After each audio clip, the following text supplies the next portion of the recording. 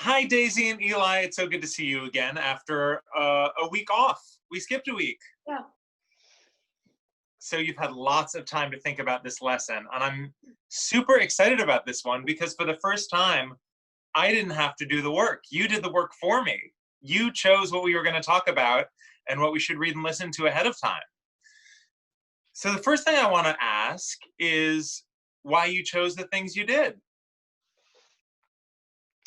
Well, I guess I chose it because I was just looking through the news and it was just something interesting. And I was like, sure, I'll look at it. And I looked at it and it was really interesting. And I was like, well, I'm probably gonna have like 2 articles. So I was like, this is about COVID-19. So I looked in the COVID-19 category on NPR, and Mhm. there was another article that I thought was interesting too. So I chose those two. Perfect. And we'll There's talk more about what was in those 2 articles. But I also want to know, Daisy, why you chose what you did. Yeah. So the reason why I chose mine is because last week, um, I believe I was listening to one of the your articles, and I just kept on letting it play. You know how it says now we're going on to the next Yeah. article, so I just let it Yeah. play. And I heard something about donating your graduating gowns. And I said, wow, that's really useful because I know both of my parents happen to graduate and they might have their gowns. My mom actually just shipped her gown today. Oh, Um, really? She donated it? That's so yeah. great. But so I looked into it and I found it was actually pretty popular, the whole graduating thing. And I said to myself, like, why not do it on gowns but graduating? Because a lot of people are ending their year a bit more unexpectedly than they would. Absolutely. And what grade are you ending this year? What is this the end of for you? fifth grade. 5th grade. So is next year the start of middle school for you? Yeah. So did you have a 5th grade graduation? Yeah. Was Kind it a of. Zoom graduation? Yeah, it was a Zoom and there was a couple videos. Slideshow. Oh. Videos. So before we talk about I don't really know if there's gonna be stories, another. what'd you say? I don't really know if that was a graduation or that was like the whole 5th grade graduation because we're also having another meeting tomorrow, so I have no idea what that's. Oh. Well, one of the things that I really liked is that even though the two of you chose different topics, for me, listening to the stories that you chose, they felt very related and connected to each other. Did they seem related to you? Did you listen to the things that each other chose? Yeah. So did you see any connection there? Yeah, because without my topic, COVID-19, there would be no graduation topic, which was Right. Daisy. Exactly. And to me, it felt like all of these stories were things that maybe even just 1 year ago we could not have imagined. And all of these stories spoke to just how different our lives are today than we ever would have expected if it weren't for COVID 19. And how it's changed everything from how we go to school to, how we conduct scientific experiments. So, as you listened to the stories about graduation, and as you thought about your own graduation and how different everything is from what you expected, did you hear anything valuable in those stories? Well, information-wise, yes, and a bit on the graduation thing. It didn't really relate to us because we're not graduating to high school, but it was good advice, like the nurse who gave advice in one of Daisy's articles. That Yeah, nurse and in New Orleans, yeah. I guess it also applies to us because the most recent article I watched was the graduation donating, is because our parents are able to graduate gowns. I think my dad donated his a while ago because he's not that clingy to stuff, Uh-huh. like graduating stuff. But my mom definitely. Well, I was thinking about the article you chose that was the inspiring words from the nurse in New Orleans. Do you remember that one? It's the Vaguely. graduation message. Oh, yeah. And it felt to me like even though her message was a message for graduates, it could apply to anybody. Do you remember any of what she said? I remember her talking about her family a little. I've watched a lot of, or listened to a lot of RE articles, not RE articles, NPR articles Yeah. around graduation, finding the best ones. So I might be wrong on this one, but I think it was about a woman talking about like her family, which was like, she had a pretty big family, I think, and You know, she had to go nursing every day knowing that her family was going to be at risk, and yeah, stuff like that. yeah, well, one of the things she said that stood out to me was that while she was working in the hospital, she started to feel overwhelmed and she needed to step outside and take a pause. But she didn't give up because she thought about all the people who were depending on her and all the people who she was dependent on, and that they all had to work together to make the hospital run and to keep people safe and healthy. And that made me think about, well, what we do when we feel overwhelmed and how we can keep that from just completely consuming us. And it also made me think about who depends on us and who do we depend on? Because even if we don't work in a hospital, there are people who depend on us and there are people who we depend on, right? Yeah. So does that remind either of you of any experiences that you've had? Not really. Well, I Any- guess um when I'm doing homework, I usually think about, well, the teachers are kind of, or like when I'm doing a presentation, like showing off something, and it might take up some time in the day, maybe, Mhm. or I'm like, or there's like a substitute, and they're kind of depending on me or Yeah. other people in the class to kind of lead them through, because they're walking in saying, okay, I'm gonna teach something today. I don't know what it is. I haven't looked at the packet yet, or I Yeah. know exactly what I'm teaching, but I'm still really nervous. And I feel like it's my and the other classmates' job to lead them through. Yeah. And there's many other examples that. Yeah. There are lots of people who depend on you. Eli, can you think of anyone who depends on you? Well, my teacher. He depends on me to put away his laundry. Hey, no. Ah. Sometimes. I think you probably depend on each other for a lot of things. Yeah, she depends on me to send her video game links. And what about that experience the nurse had of feeling overwhelmed and having to step aside for a minute and pause and take a breath?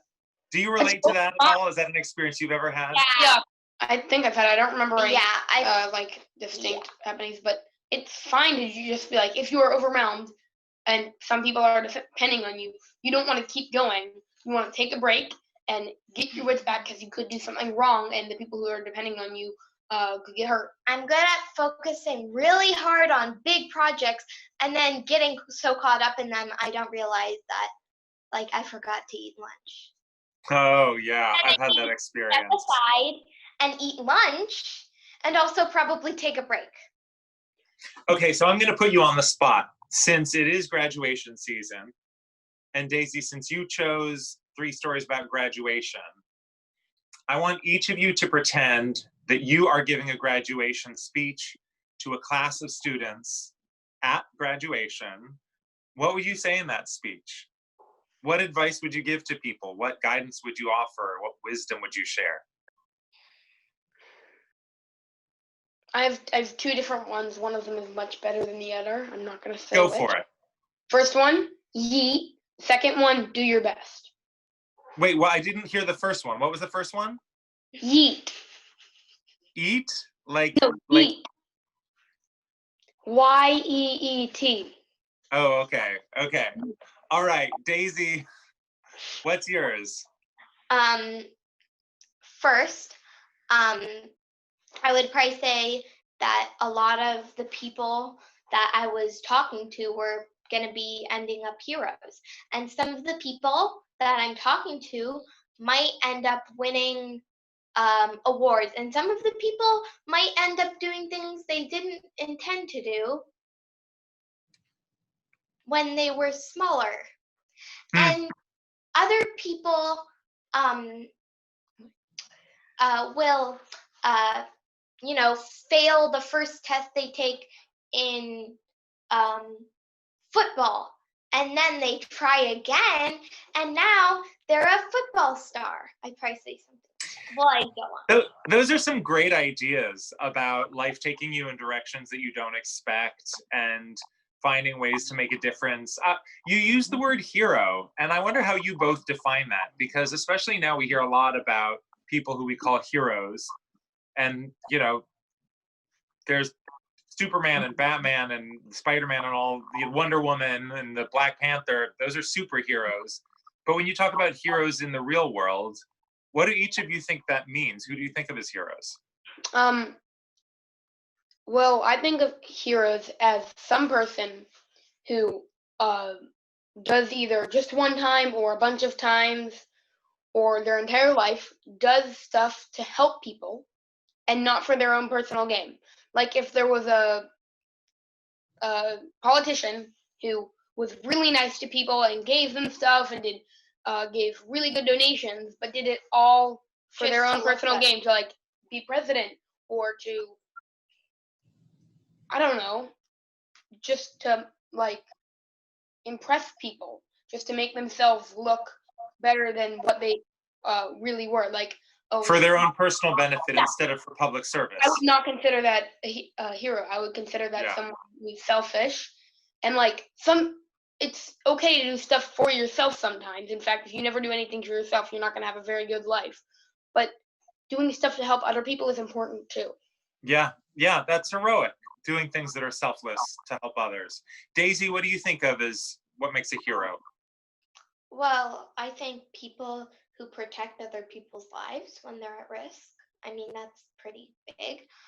Yeah. And right now, like the nurses and the doctors and the people who are shopping for people who are scared to go outside because they don't want to get COVID, and the people who are making, virtual pubs, to the people who are just talking to their parents every day because they're lonely.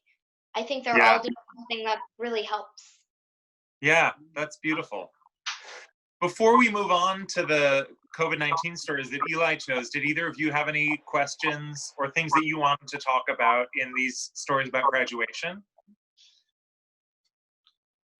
I don't think there's a lot of questions to go with this subject, because it's kind of. Oh wait, I had one question. Right. Oh. Yeah. Okay. Have there been any like school districts that have been doing like real regular graduations? Yes. I only have heard about the creative graduations. I've heard about drive-by graduations. I've heard about graduations that happened on like the internet, on Zoom or something like that.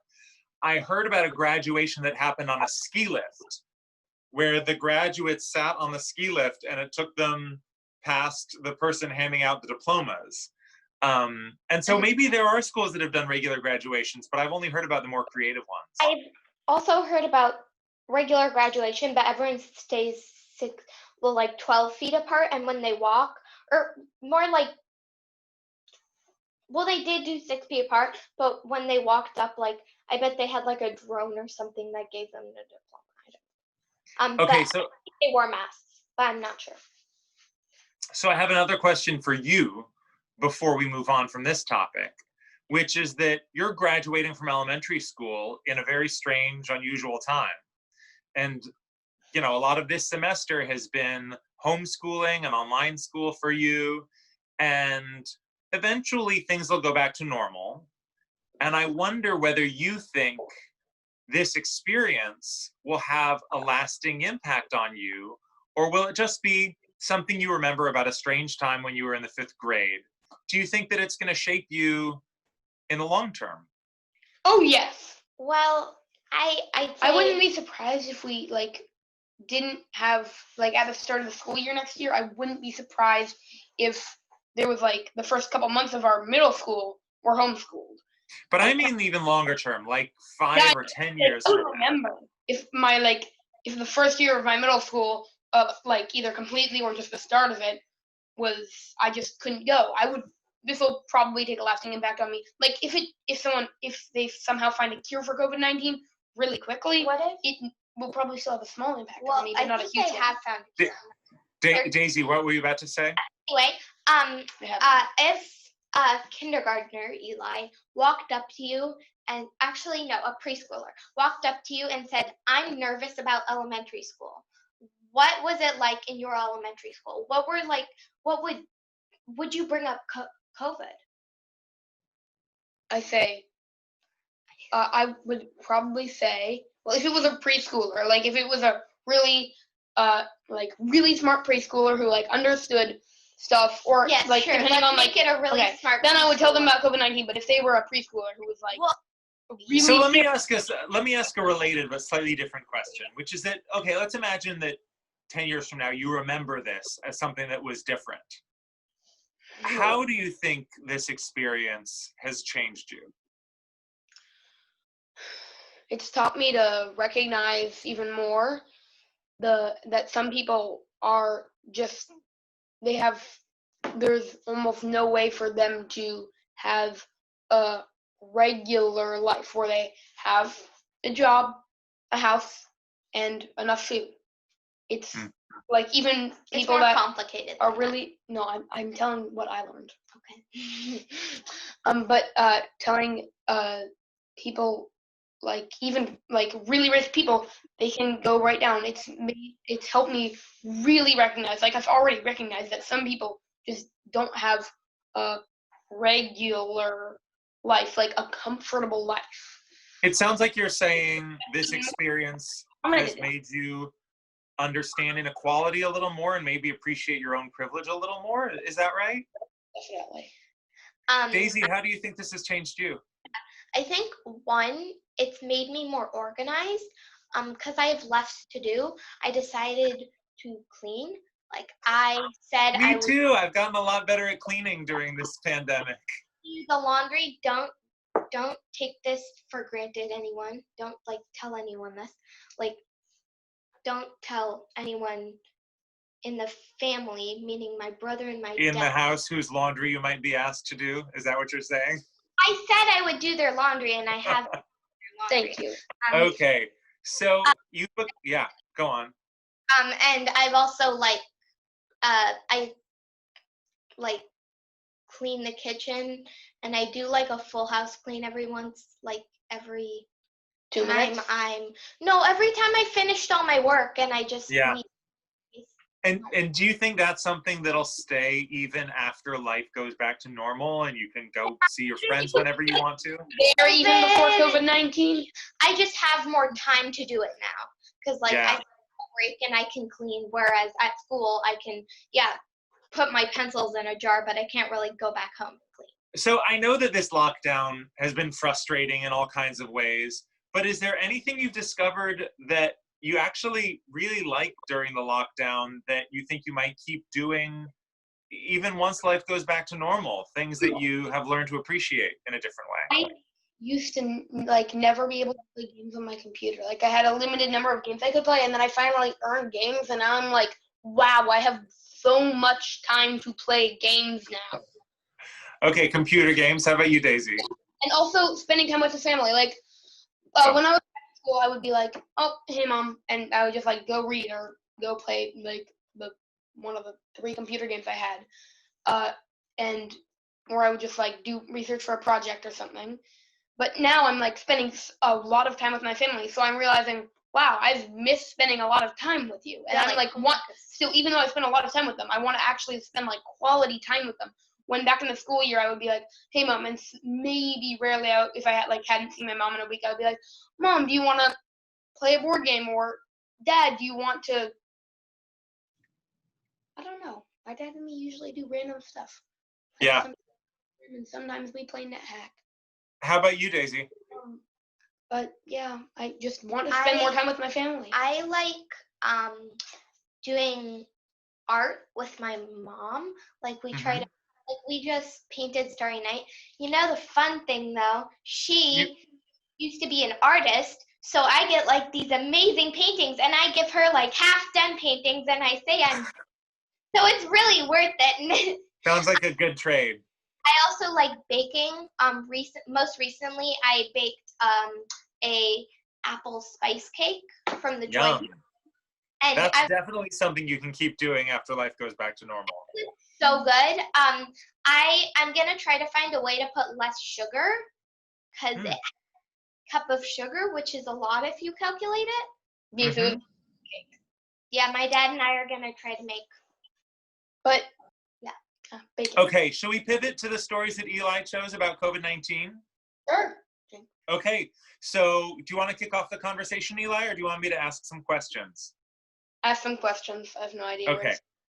So one of the stories talked about people with intellectual disabilities getting sick and dying of COVID-19 at higher rates than other people. Did you understand why that is?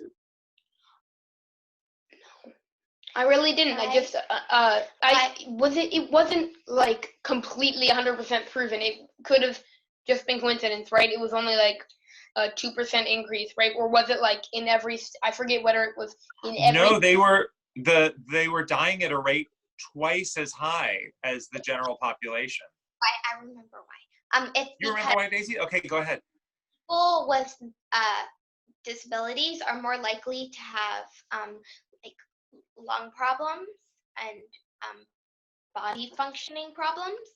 Yeah. Like, for example, if they broke their leg and they broke their leg falling on their face, then they might also have lung problems. I don't know. I'm making. Okay, you were on the right track when you said many of them have underlying health problems. But there's another reason, which is that many people with severe disabilities live in group homes. And in these group homes, you have a lot of people living very close together. And a lot of people need helpers to come into their house and help them do all of the things that you and I take for granted. And when you have a bunch of people, so see if you can finish this thought for me. Why would those two things make somebody more likely to get COVID-19? Walking in a room. Well, I think of it as high-fiving somebody. Like, some people don't like to high-five others. But if you high-five somebody, you're spreading the germs, and then you get COVID. So if you're walking into a room, you're more likely to high-five them than you're not, because you haven't seen them in a while. And beyond a high five, what if somebody is changing the sheets on your bed and helping you put on your clothes or helping you get from one room to another? You can't stay 6 feet away and help someone put on their clothes, right? I mean, you would wanna high five them even more, because you'd want to congratulate them because they would be doing a really good job. This is a really anxious time, and it might be harder for people with severe mental disabilities to do stuff that like they could manage now, but it was still hard. Yeah. So what does this story make you think we should, I mean, how should we think about this? What do you think we should do? We should think that if someone has severe mental disabilities and they have a helper, they probably both should wear a mask and gloves at all times, at the very, or do more to help them, or like if the helper has COVID, just don't have the helper. Well, gloves are actually good. Like, imagine gloves are like for painting, because you get your hands messy with paint, so wearing gloves covers the paint. You can take them off. But if you're wearing gloves while you're working, you're getting the germs. You can still spread the germs. You can just keep the germs are gone. So the best thing to do is to change the sheets, wash your hands. Stay as far away from them. No, you can wear a glove while changing the sheets, because if you have well, you know, the other thing that this makes me think about is, and this is something we've talked about before, this pandemic has really exposed the idea that people who already had challenges are now facing even more challenges. And people who had pretty comfortable, easy lives before the pandemic aren't facing nearly as much difficulty during the pandemic. And so, now that actually graduation and COVID are joined even more together because some people who are graduating got COVID. And it's not only they're graduating from high school or usually high school, but they're graduating from COVID. So, Yeah.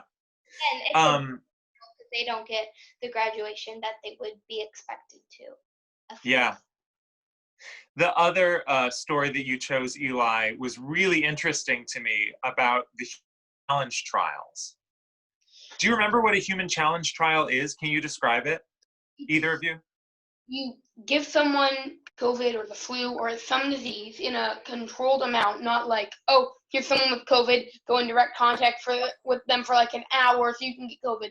They literally like give you a shot or have you swallow a pill or something that has COVID in it, and then they give you an antidote or a cure or just something. Or they try a medicine to see if it'll work. Yeah. And see if it works, and if it works, they'll be like, oh, that's good, and they'll try it with more people. And if it doesn't work, maybe they'll be like, maybe you can try it with a couple other people. It could have just been you, and if it doesn't work for all of them, they'll throw the medicine away and use a different one. Yeah, maybe they had like a headache, and the headache happened to be a symptom for COVID, and it was a headache thing, and it cured their headache, so then they had less severe COVID. Yeah, that's exactly right. And the question that I found so interesting in this story was, why would people volunteer for this? Why would people choose to get infected with COVID-19 when everybody's working so hard not to get the disease? Because that means they can help. If it's like as soon as they figure out how much COVID to give people, the challenge trials will be much safer. Because right now they could administer too little, and the cure could hurt them instead of help them.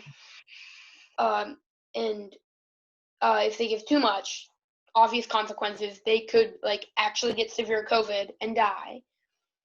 So as soon as you figure out the right dose, it's much safer, and it'll save, I believe it was 3 months on the cure.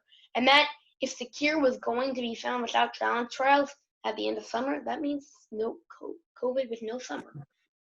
So, Daisy, what do you think of that idea? I mean, you're exactly right, Eli. The people who volunteered said the reason they did it was because they wanted to help.